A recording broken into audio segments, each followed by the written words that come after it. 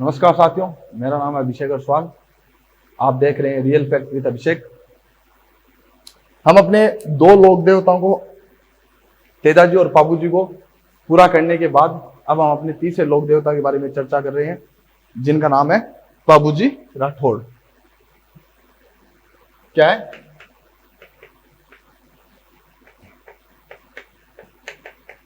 पाबू जी राठौड़ के बारे में चर्चा कर रहे हैं। सेशन को शुरू करने से पहले मैं आपको बता देता हूं कि आज 1 अक्टूबर को RS प्री का पेपर था। तो जितने भी साथी जिन्होंने RS का या जितने भी विद्यार्थी जिन्होंने RS का एग्जाम दिया, उनको बहुत बहुत शुभकामनाएं। पेपर हार्ड आया है, इजी आया है, ये तय नहीं करता कि आपका सिलेक्शन होगा या नहीं होगा। बात यह है कि उन जो 3-4 घंटे आपको मिलते हैं उनमें आपने कितना अच्छा परफॉर्म किया है, यही मैटर करता है। बाकी कोई बात नहीं है। देखो, सिविल सर्विस की तैयारी करना ही अपने आप में बड़ी बात है, मैं ये मानता हूँ।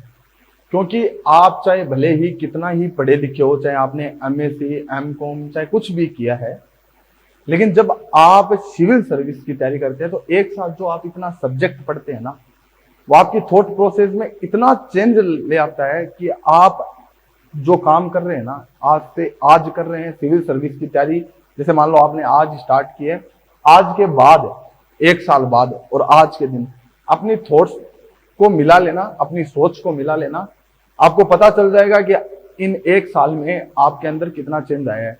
और यही होता है किसी भी बड़ी परीक्षा की तैयारी करने में, क्योंकि यहाँ आप इतिहास पढ़ते हो, भूगोल पढ़ते हो, पॉलिटिकल साइंस पढ़ते हो, साइंस और टेक्नोलॉजी पढ़ते हो, समाज शास्त्र पढ़ते हो, रीजनिंग पढ़ते हो, मतलब जो अलग अलग डायमेंशन के जो सब्जेक्ट है ना, वो आपको एक साथ पढ़ना पड़ता है। और आपका जो माइंड है ना, वो बहुत क्या होता है, शार्प होता हुआ चला जाता है, क्योंकि इतनी सारी चीजें एक साथ ग्रहण करता है। तो मेरे आप सबको बहुत बहुत शुभकामनाएं। और दूसरी बात, अगर पेपर आपका अच्छा नहीं हुआ हो तो भी डिमोटिवेट मत होइए। जीवन अभी भी समाप्त नहीं हुआ है, जीवन बहुत बाकी पड़ा है। निरंतर अपना प्रयास करते रहिए, क्योंकि करत करत अभ्यास जड़मत उजात, है ना, ये आपने सुना ही होगा। तो निरंतर अपना काम है वो करते रहिए, तुरंत आंसर की से अपने उत्तर मिलाइए। आपको लगता है तो ठीक है, अगर आपको किसी को बताना है नहीं बताना है वो अलग बातें हैं। आपको लगता है कि आप अकेले में बैठ के आंसर की मिलाइए। कई व्यक्ति नहीं होते सबके सामने, कुछ लोग ऐसे मिलेंगे, मेरे ये सही है, मेरा ये सही है, मेरा, आपको उनसे कोई मतलब नहीं है। अपना साइड में मिलाइए। आपको लगता है कि मेरा सिलेक्शन हो जाएगा तो आगे की तैयारी करिए, वरना पुनः उसी चीज को पढ़ने, क्या कमी रह गई है उसमें सुधार कीजिए। ठीक है, इसी के साथ हम अपना सेशन आगे शुरुआत कर रहे हैं। पाबू जी राठौड़, देखो थोड़ी सी इनकी डेप्थ में चर्चा करने से पहले साधारणतः जो जानकारी होती है वो मैं आपको बता देता हूं। देखिए, पाबू जी का जन्म हुआ था कोलमुंड गांव में, कोलमुंड जोधपुर में। इनके जो पिता थे उनका नाम था धांधल जी, माता का नाम था कमला दे, और इनकी पत्नी का नाम क्या था, फूलन दे या सुप्यार दे। देखिए, जहां भी दो नाम की चर्चा आती है ना, आप कंफ्यूज मत हुआ करिए। अगर दोनों ऑप्शन आएंगे ना तो सही मान लेंगे। अब कोई ऐसे ही पूछता है ये 2 नाम में से अगर दोनों ही ऑप्शन आ जाएंगे तो ऐसा नहीं होगा, और हो जाएगा तो दोनों ही करेक्ट माने जाएंगे। ठीक है, और क्योंकि मैं तो RPSC वाला अभी टाइम बाबू जी के टाइम कभी देख का फुलंदे ही, और अभी स्टोरी जानना के बाद में थारा वो भी डाउट रही जी क्या ब्याह हुयो कोनी हुयो के बात ही, तो इतनी डेप्थ में कोई दिक्कत बनी। और ये फुलंदे कौन थी मैं आपको बता देता हूं, अमरकोट के राजा सूरजमल सोडा की पुत्री थी। ठीक है, इतना क्लियर होने के बाद क्या है, अब इनके मित्र कौन थे, क्योंकि इनके भी आगे चलते हैं, चांदा और डामा, इनके जो भील मित्र थे, ठीक है, सहयोगी थे। और इनकी घोड़ी का नाम था केसर कालमी। अब ये घोड़ी उस टाइम बाबू जी की नहीं थी, है ना, ये किसकी थी, देवलबाई चारनी नामक एक महिला थी, उसकी थी ये। ठीक है, और कोई जानकारी, जन्म कोलुमुंड में, और हाँ, इनका मेला चैत्र अमावस्या को। देखिए आज बोर्ड थोड़ा सा सही नहीं है इसलिए आपको लग रहा होगा, लेकिन मैं आपको समझाता हुआ चलूंगा तो शायद आपको समझ आएंगे। ये मेला, ये घोड़ी और ये सहयोगी। सहयोगी कौन कौन है थे। अब देखिए इतनी जानकारी के बाद में हम थोड़ी सी चर्चा कर लेते हैं कि कौन थे बाबूजी राठौड़। देखिए मारवाड़ का एक शासक था दुहड़, उनके छोटे भाई का नाम क्या था, धांधल जी था। कहानियां ऐसे बताते हैं, चर्चा कर लेते हैं कि कहते हैं कि आसमान से जो परियां होती है, आप क्या तू क्या परी का उड़ होगे, तो बाबूजी परी का ही लड़का। देखो मैं बताऊं धन के यहाँ अब आज बाबूजी पर जितनी भी थे, कोई ने जगह एक कठोर शब्द बोलो वे सब बाबूजी पर लागू हुआ है। क्या आपा कोई ने के केस का कथे परी तू के परी के उड़ होगे, बाबूजी परी का ही आ, अभी समझो है ना, फेर में को नहीं। हालांकि मम्मी परी हुआ है, अपनी मम्मी कौन सी परी कम है, पर बाबूजी की स्टोरी समझा पा। कहते हैं कि परियां क्या होती है, रात को स्नान करने या धरती पे घूमने आती है। भाई पानी तो ऊपर ही उलो जरूर नहीं स्नान करना होगा, घूमने आती है। वो रात को इसलिए आती है क्योंकि परियों के पास ऐसी ताकत होती है कि वो जब तक उनको कोई न देखे ना तब तक तो उनकी शक्तियां रहती है, लेकिन जैसे ही उनको कोई देख लेता है तब क्या होता है कि परियों की जो शक्तियां होती है ना वो क्या होती है, विलुप्त हो जाती है। अब क्या हुआ कि एक बार कोई परी आई होगी, परी आती आती मारवाड़ में उतर गई। मारवाड़ में उतर गई, बड़े बा कहीं करो कि आप देखो कोई है वो नहीं, बस इसलिए परियां रात ने उतरा है ना, मैं थोड़ा सा बता दूं। तो रात ने बात स्नान कर दी। अब क्या हुआ, धांधल जी एक दिन कहीं करा भट्टी का निकल गया घोड़ी लेकर और परी स्नान कर रही। तो परी को ऐसा महसूस हुआ कि कोई उसको कई देर से नोटिस कर रहा है। तो उसने धांधल जी को देखा और धांधल जी को देख के बोले, भाई धांधल जी ये क्या कर रहे हो तुम लोग। हालांकि वो नाम नहीं जानती थी, लेकिन आप कब से एक जो नहा रही है उसी स्त्री को देख रहे हो, ये तो खुलेआम आप धांधली कर रहे हो। तो धांधल जी को परी बेहद सुंदर होती है ना, तो धांधल जी को वो पसंद आ गए। अब परी बाहर आई और परी ने कहा, देखो मैं परी हूं और मेरी शक्ति जैसे आपने मुझे देख लिया, मेरी शक्तियां मैं अब ऊपर नहीं जा सकती। तो धांधल जी लगभग क्या हो गए, प्रपोज के मूड में आ गए और धांधल जी ने कहा, विलियो मेरी मी। तो परी ने कहा, मेरे पास और उपाय भी नहीं है ना, क्योंकि अब परी एक तो परी एक धांधल जी है। धांधल जी थे देख वो मारवाड़ का आदमी है। तो धांधल जी क्यों, तो चलो कोई ना मैं शादी कर ले, लेकिन मेरी दो शर्तें हैं।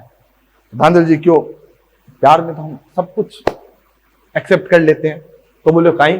अब देखो यही चीजें बाद में आपको तकलीफ में डालती है कि आप पहले तो क्या होती है, जब वो भाव होते हैं ना तब आप सब कुछ एक्सेप्ट कर लेते हो, लेकिन बाद में आप उस जो शर्तों पे चलते हो ना तब चलना कठिन हो जाता है। यही धांधल जी के साथ होगा, है ना। क्या हुआ, परी ने शर्तें रखी कि एक तो मेरा महल सबसे अलग होगा, मतलब कटी दूर दराज जंगल में होती। दूसरा मेरा महल में आप भी परमिशन लेके आओगे, बिना परमिशन आप मेरे महल में नहीं आओगे, ठीक है। धांधल जी क्यों, भाई सब कुछ स्वीकार है, बस तू ब्याह कर ले मेरे से। और धांधल जी को परी को ब्याह हो गया। कुछ दिनों बाद में परी का एक पुत्र हुआ और उस पुत्र का नाम क्या था, बाबूजी राठौड़। अब क्या हुआ, थोड़े दिन तो ऐसा कुछ चलता रहा, ठीक है ना। बाबूजी धीरे धीरे बड़ा हो रहा। एक दिन कहीं हो, अब कहना मित्र लोग मैं बताऊंगा था थोड़ी सी आपने यहाँ हानि हुआ है। और बे कहीं क्यों कि यार धांधल जी वो क्या है यार, थे थारी लुगाई है परी है, परी भी टाइम ही अब तो थारी लुगाई है। और थे थारी लुगाई ना मतलब पूछने, मतलब लुगाई का करने जाओ तो भी थे पूछ कर जाओ, अब तो यार क्या है। और धांधल जी को भी ये बात कहीं ना कहीं ऐसे लगा कि यार ये रोज रोज का पूछ करना क्या मतलब है। तो फिर क्या हुआ कि धांधल जी को ऐसा लगा कि आज तो बिना पूछे चला।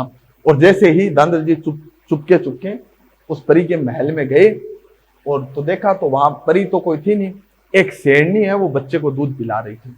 और जैसे ही धांधल जी ने ये देखा वो तुरंत, अब परी अपने रूप में आ गई और उसने कहा बस इसी दिन के लिए मैंने आपको मना किया था। क्यों, क्योंकि मैंने आपको, मेरे पास ऐसी शक्तियां हैं कि मैं कोई भी रूप बदल सकती हूँ। अब जो आपसे जो कॉन्ट्रैक्ट हुआ था वो तो टूट गया, मैंने आपको बोला था आप नहीं आएंगे, आप अब मैं यहाँ एक मिनट भी नहीं रुकूंगी।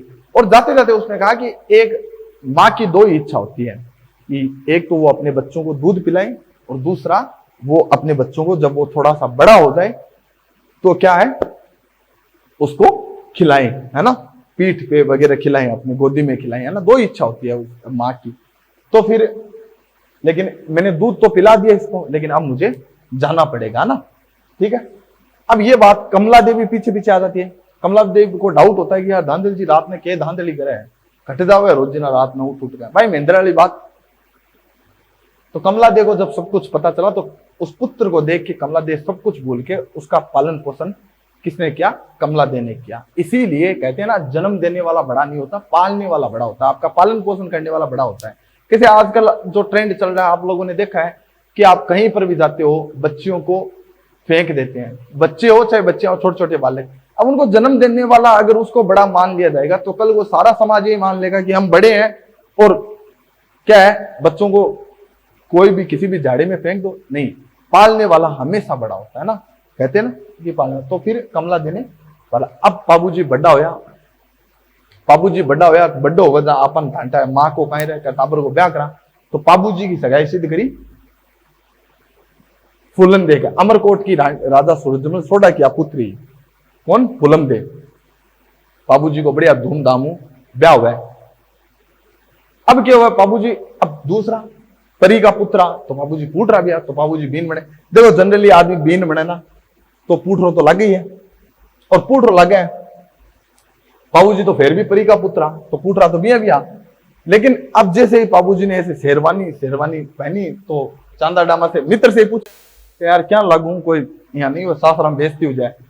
तो फिर चांदा डामा ने कहा यार बाबूजी थू बहुत सुंदर लाग रहे हैं, पर यार एक कमी रहेगी। बोले कहीं? बोले यार आपने कहा बढ़िया घोड़ी को नहीं। तो बोले घोड़ी को नहीं? तो यार घोड़ी तो आपा नहीं है, थोड़ी है क्या कटुली वहां, घोड़ी तो आपा जबकि है भाई काम चलानी पड़ती, क्यों हो यार, जे घोड़ी और हो जाए ना तो मजो आ जाए। तो बाबूजी को क्या करा? बोले आपने जबकि देवल बाई चारणी है ना, ये नाम याद रखना, देवल बाई चारणी, इनकी पास ये घोड़ी थी केसर काल में। क्योंकि पहले गायों की लूटपाट होती रहती थी, और गायों की लूटपाट होती तो क्या करते थे लोग, घोड़ी रखते थे ताकि उसके पीछे तुरंत जा सके ना, ठीक है, आज की बाइक की तरह घोड़ी काम करा करती। तो देवल बाई चारणी है ना, बांकन घोड़ी है केसर काल में, बड़ी सुंदर घोड़ी है। थेबा से एक बार जाकर मैं चांदा डामा गया, और चांदा डामा जाकर पूछो जना क्यों। अब मैंने बताया था आपको, दुहड़ के छोटे भाई यानी बाबूजी रॉयल फैमिली से बिलोंग करते हैं, और रॉयल फैमिली से बिलोंग करते हैं। अब राजा को, राजकुमार को कौन मना करे? तो उन्होंने जाके चांदा डामा ने कहा देवल भाई चारणी से कि माँ बाबूजी को ब्याह है, और बाबूजी बेहद सुंदर लाग रहे हैं, है ना, तो थे तारी घोड़ी दे दो। तो उन्होंने देवल भाई चारणी ने कहा कि भाई अब राजकुमार को घोड़ी के लिए कौन मना करे, वो भी राजकुमार बाबू जैसा, उसको तो कौन मना करे। लेकिन क्या है कि मेरी गायें है ना, उनको अगर कोई लूटपाट कर ले तो जो गायें चराने जाते हैं वो व्यक्ति घोड़ी लेके जाते हैं। अब क्योंकि वो समाचार दे देते थे गांव वालों को, जैसे ही लूटपाट होती थी गांव में आके वो गायें ले गए हैं, तो गांव वाले उनको थोड़ा सा घेर के जल्दी पहुंच के जल्दी सूचनाएं देके क्या होगा कि सूचनाएं दे देते थे, तो उनको पकड़ लेते थे। अब जैसे कोई व्यक्ति पैदल आएगा तो फिर वो कितनी देर में पहुंचेगा, इतने में तो गायों को जो लूट के ले गए वो बहुत दूर निकल जाएंगे। तो फिर उनको लगा ये भी बात सही है, तो फिर वो वापस आए, और वापस आके बाबूजी को कहा। बाबूजी ने कहा क्या बात हुई भाई? तो बाबूजी को कहा बाबू बात तो ऐसी है कि उन्होंने मना किया, लेकिन तुम्हारे प्रति थोड़ा सा ऐसा लग रहा है कि जैसे तुम जाके मांगोगे ना तो शायद वो अपनी घोड़ी तुमको दे देंगे। तो बाबूजी ने कहा और माँ को कहा कि माँ घोड़ी चाहिए। तो फिर देवल भाई चांदी ने कहा बाबू ऐसी ऐसी बात जो चांदा डेमा को बताई थी वही बात उनको बता दी। तो बाबू ने कहा माँ मैं वचन देता हूं कि मैं जहां कहीं भी होऊंगा ना, जैसे ही मुझे ऐसे सूचना मिलेगी मैं तुरंत आपके पास से आ जाऊंगा। तो फिर देवल भाई चांदी ने कहा पहले आपको पता है कि शादियां होती थी तो ऊंट गाड़े पे इन पे बरातें जाती थी, तो कहाँ टाइम तो लगता ही है शादियों में।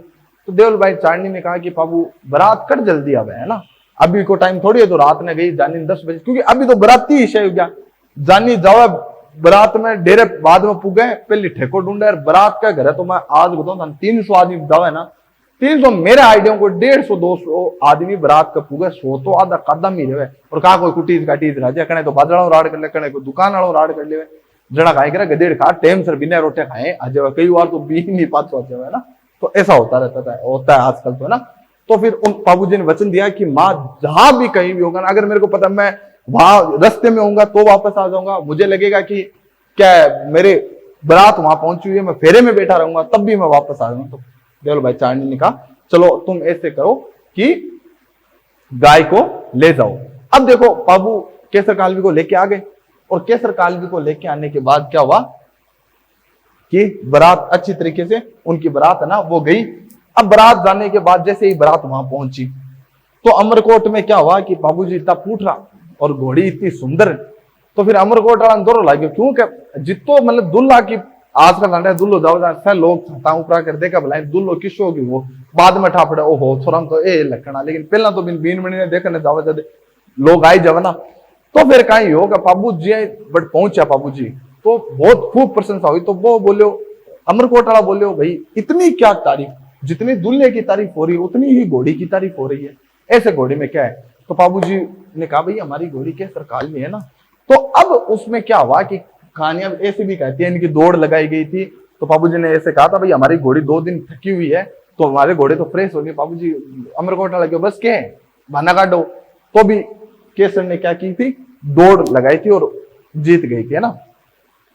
तो अमरकोट वालों को गुस्सा आ गया और अमरकोट वालों ने क्या किया था, अब थन बेरो है जब भी बारात घरकन पहुंचा है तो तोरण मारा है बीन, है ना, तोरण मारा है ना, तोरण मारना। अब मुहावरा भी चलता है कि तोरण मारना का अर्थ क्या होता है, तो शक्ति प्रदर्शन करना तोरण मारने का अर्थ होता है। अब क्या हुआ अमरकोट वालों ने क्या हुआ तोरण को ऊपर कर दिया, ऊपर थोड़ा सा वो हाइट पर क्या है तोरण को बांध दिया। अब तोरण कैसे मारा जाए कि जब घोड़ी अपने दोनों पैरों पे खड़ी हो जाए तब तोरण मारा जाए। तो बाबू को लगा आज तो अब तो बेइज्जती वाला काम होगा, और उसने केसर को कहा कि केसर मत ना दीजिए थारो मारो पोथ, मत ना लजाए आज राठौड़ानी जातरी, कि हे केसर अमरकोट वाला देख ल धांधली कर रहे हैं और अपन तोरण क्या कर मारना है। अच्छा पहला रिवाज हो तो घोड़ी नचाण को है ना, घोड़ी नाचती है ना। आजकल तो कहीं है क्या रिवाज तो चाल रहे है लेकिन दुल्ला बिछा कौन, क्योंकि पहला तो कहीं सब लोग घोड़ा राखता तो अच्छा घुड़सवार होता है ना।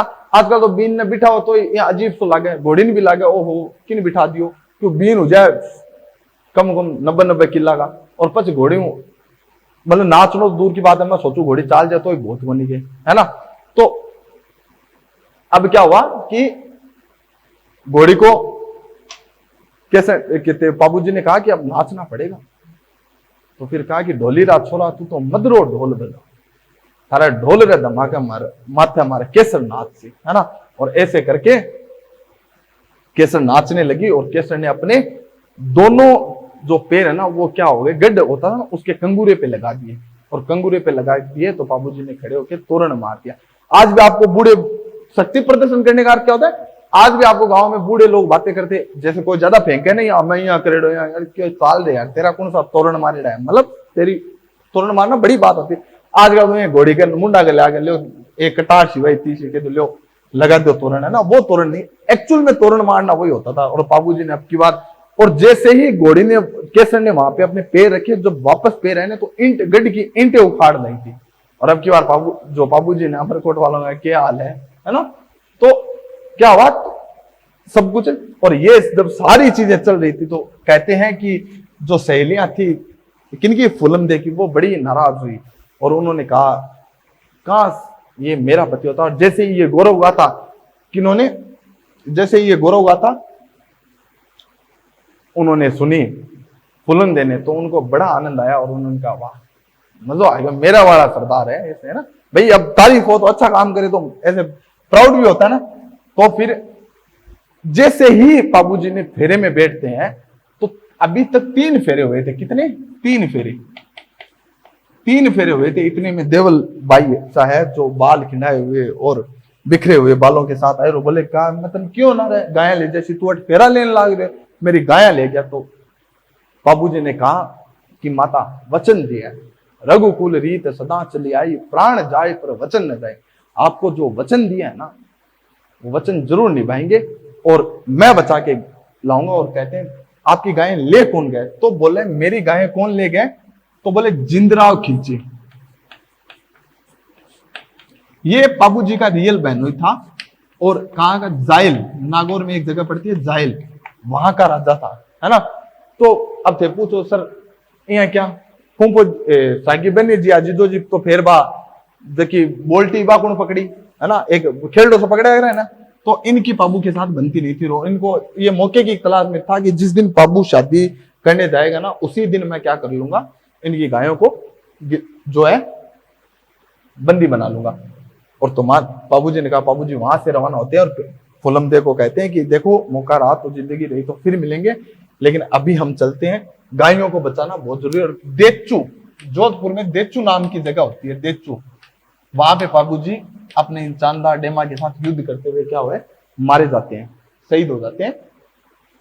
और शहीद भी वर्ड सही नहीं है, वीर गति को प्राप्त हो जाते हैं ना, चांदा डेमा के साथ अपने भाई बूढ़ो जी के साथ, है ना। लेकिन देवल भाई चांदनी की गायों को बचा लेते हैं। देखिए मतलब वचन की कितनी वैल्यू कि कोई व्यक्ति अपनी शादी से बीच में खड़ा होके, बीच से खड़ा होके और कहां पर आ जाता है, गायों की रक्षा के लिए आ जाता है।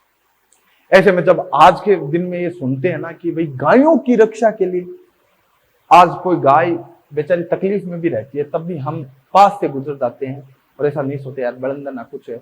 सरकार बार बार कह रही है कि पॉलीथीन को यूज मत करो, गायां खावे, यहाँ का पेट में दिक्कत हुआ है, फिर भी आप लोग सुनाई कौन करा। ए वे वीराज की गाया की रक्षा के लिए, और फिर भी ऐसे सुना जाता है कि गायों को बुचड़ खाने खुल रखे जहां पर गायों को काटता मार जाता है। और सबसे ज्यादा गुस्सा तो उन व्यक्तियों पर आता है जो व्यक्ति सुबह गायों को खुला छोड़ देते हैं, शाम तक गायों को घर में नहीं लाते हैं, और जब दूध वाला टाइम होता है तब उनको एक इंजेक्शन लगाया जाता है, ऑक्सीटोसिन नाम का एक इंजेक्शन होता है, शायद मैं राइट हूं तो, है ना, एक बार करेक्शन कर लेना, है ना। तो वो इंजेक्शन क्या है, गाय के थनों में लगाया जाता है और गाय का जो दूध होता है वो मस्तिष्क एकदम शून्य हो जाता है और दूध सारा थन में आके निकाल के दूध, और क्या करते हैं गायों को वापस बाहर निकाल देते हैं। और जब वो 2-3 बार इंजेक्शन लगाने के बाद जब गाय काम की नहीं रहती है तो उनके बुचड़ खाने में भेज देते हैं। ऐसे लोगों को थोड़ा बहुत भी शर्म नहीं आती अपने आप पर कि हम, हमारे जो पूर्वज है, पूर्वज नहीं मानो तो हमारे जो महापुरुष है जिनको आज हम पूजते हैं, केवल अंधविश्वास में होकर उनको पूजते हैं, कम से कम ये तो मानो कि राजा राम मोहन राय ने छुआछूत अभी पीछे मिटाई थी, है ना, अंग्रेजों के टाइम। इन्होंने जाति प्रथा की, कुरीतियों की जो भी चीजें थी कितने पहले से स्टार्ट कर दिए, समाज के समाज सुधारक हुए थे, है ना। और आज भी व्यक्ति इनको केवल बाबूजी है, बाबूजी, अरे बाबूजी ने बलिदान किसके लिए दिया था ये लोग देखो, है ना। और ऐसे में जब कोई सीएम किसी स्टेट का ऐसे बोला जाता है कि मैं आज शपथ ले रहा हूं और आज शाम को 8 बजे तक बुचड़ खाने बंद हो जाने चाहिए, और जब बुचड़ का पुलिस उनको ऐसा कहती है कि आज शाम तक बुचड़ खाना कैसा बंद हो सकता है, तो उनका जवाब आता है कि मैं इतना पढ़ा लिखा तो नहीं हूं, लेकिन मेरे को इतना जरूर पता है कि अगर मैंने कहा है तो आपको वो काम करना है, और मुझे चापलूसी वाले प्रशासनिक अधिकारी नहीं चाहिए, मुझे दक्ष प्रशासनिक अधिकारी चाहिए जो अपने काम के प्रति क्या हो, सिंसियर हो, वरना अपना बोरिया बुस्तर उठाइए और यहां से निकल लीजिए। तो वास्तव में ऐसा माना जाता है कि देश कहीं ना कहीं कुछ ना कुछ अच्छा कर रहा है, क्योंकि गायों में, हमारे सनातन धर्म में हम गायों की जय बोलते हैं, लेकिन ये ध्यान नहीं देते हैं कि किस प्रकार गायों को आज भी देश में काटा जा रहा है और हम लोग कुछ भी नहीं कर पा रहे हैं। तो इस वीडियो के माध्यम से इतनी सी जरूर गुजारिश रहेगी कि आप लोग जहां भी आपको कोई भी तड़पती हुई गाय मिले, या रोड पे आप लोग कहीं रात को जाते हो, तो कम से कम वाहनों को धीरे चलाइए, क्योंकि रात को पशु होते हैं, ये दिखाई नहीं देते हैं, अचानक आ जाते हैं और मर जाते हैं। इसलिए थोड़ा सा संभल कर रहिए, और जहां भी आपको कोई भी पशु बीमार दिखे, गाय बीमार दिखे, क्योंकि गाय, हिंदू धर्म में गाय को माता माना गया है ना।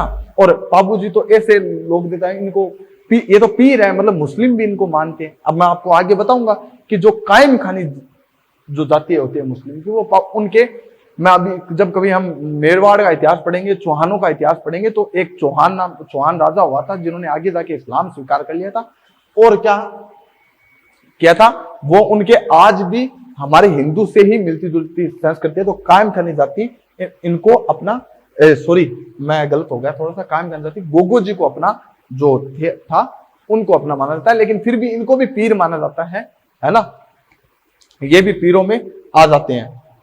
अब हम आगे शुरुआत करते हैं, वो थोड़ा सा मिस्टेक हो गया था, ठीक है, उसके लिए क्षमा प्रार्थी है ना, ठीक है। तो पीर, इनको भी ये 5 पीर में आते हैं। पीर वो होते हैं जिन्होंने हिंदू भी मानते हैं और मुस्लिम भी मानते हैं, ठीक है। तो इतनी सारी बातें होने के बाद अब हम आगे चलते हैं। इनमें से थोड़ा सा जो फैक्चुअल जानकारी है, ये स्टोरी तो हो गई है, बाबू जी शहीद हो गए थे, लेकिन इनमें थोड़ी सी जो चीजें हैं वो हम देख लेते हैं कि क्या क्या चीजें फैक्चुअल रूप से हमें याद करनी है। तो वह मैं बोल के बता देता हूं कि बाबू जी को ऊंट अगर राजस्थान में लाया था तो ऊंट लाने का सबसे पहला श्रेय बाबू जी को ही दिया गया था, क्योंकि मैं आपको आगे पढ़ाऊंगा। जो बाबू जी के भतीजी थी बूढ़ो जी की, बाबू जी के बड़े भाई थे बूढ़ो जी की जो बेटी थी केलम दे, उनकी शादी में पहली बार केमल दिए गए थे। और केलम दे की शादी किसके साथ हुई थी? आपके अपने गोगोजी महाराज के साथ हुई थी, है ना। तो गोगोजी महाराज ये संबंधी भी है ना, यहाँ बेटी देड़ी नहीं आग लगी, है ना, तो भाभी बात को नहीं, है ना, ठीक है। और बाबू जी के जो जीवन की गाथा होती है ना, वो उनको फड़ कहते हैं, बाबू जी की फड़। और फड़ को एक वाद्य यंत्र होता है रावण हत्ता, उस वाद्य यंत्र के साथ बजाते हैं। और उसमें क्या होता है, एक कपड़ा होता है, उस पर बाबू जी की जो वीरता कहानियां हैं वो लिखी जाती है। और जो बाबू जी की वीर गाथाएं होते हैं उनको बाबू जी के पवाड़े बोलते हैं। और माट नामक जो क्या होता है यंत्र होता है, उसके साथ ये चीजें उसका वाचन किया जाता है। एक बाबू प्रकाश नाम की पुस्तक भी है जो कि आसाजी मोडिया ने लिखी हुई थी। और एक बाबूजी छंद भी है जिसको बिट्ठू मेहाजी ने लिखा था, है ना। और बाबूजी का दोहा भी है जिसको लगाराम ने लिखा था। और रामनाथ नामक व्यक्ति ने बाबूजी का सोहटा, सौराष्ट्र में दोनों को सोहटा बोला जाता है, वो भी क्या किया था, किसने लिखा था? रामनाथ द्वारा लिखा गया था। कहते हैं बाबूजी को जो ऊंट, आज भी जब ऊंट बीमार हो जाता है तो बाबूजी को ही याद किया जाता है। तो देखो बाबूजी को किस किस का देवता माना जाता है? बाबूजी को ऊंटों का देवता माना जाता है, प्लेग रक्षक देवता माना जाता है। और अब एक कहानी और भी है कि बाबू जी को लक्ष्मण का अवतार क्यों माना जाता है। तो ऐसा माना जाता है कि आप सबने रामायण देखी होगी, और रामायण में एक चरित्र आता है कि जब सुल्पनखा, देखो सुल्पनखा नाम था उसका, सुड़पनखा तो आप कहने लग गया ना, आपने थोड़ी रावण की मेन रहेगी ना, आप थोड़ा सा कहीं भावुक ज्यादा हो जाए ना। सुल्पनखा नाम था। कहते हैं जब वो राम को प्रपोज करने गई तो राम ने कहा मेरी तो शादी हो रही है, आप लक्ष्मण को प्रपोज कीजिए। और लक्ष्मण को जब प्रपोज किया तो लक्ष्मण ने पानी निकाल रहे थे उस टाइम, तो लक्ष्मण को कहा विल यू मैरी मी? तो लक्ष्मण ने कहा मैं तो अपनी भाभी जी की जीवन की सेवा करने के लिए जन्म लिया है, अभी मैं तुमसे शादी नहीं करूंगा। तो ऐसे कहते हैं कि शूर्पणखा ने लक्ष्मण के पीछे दौड़ लगाई थी और उस कुंड के चारों ओर 4 चक्कर लगा लिए थे। 4 चक्कर लगाने के बाद लक्ष्मण ने उसका क्या है जो नाक है वो काट दिया था। और नाक काटने के बाद ऐसा माना जाता है कि लक्ष्मण जी जब उसने कहा था कि भाई मैंने तो सिर्फ प्रपोज किया था, कहीं ना कहीं मुझे ऐसा लगता है कि ये जो एटीट्यूड है ना, ये शूर्पणखा का बदला ले रहे हैं वर्तमान में। अगर आप लोग प्रपोज करते हो लड़कियां मना कर देती ना, तो भाई शूर्पणखा ही होगी जो शूर्पणखा का यह अवतार होगा कि भाई पहले सतयुग में पुरुष मना कर देते थे, अब महिलाएं मना कर देती है ना। एक जोक सपाट है ना।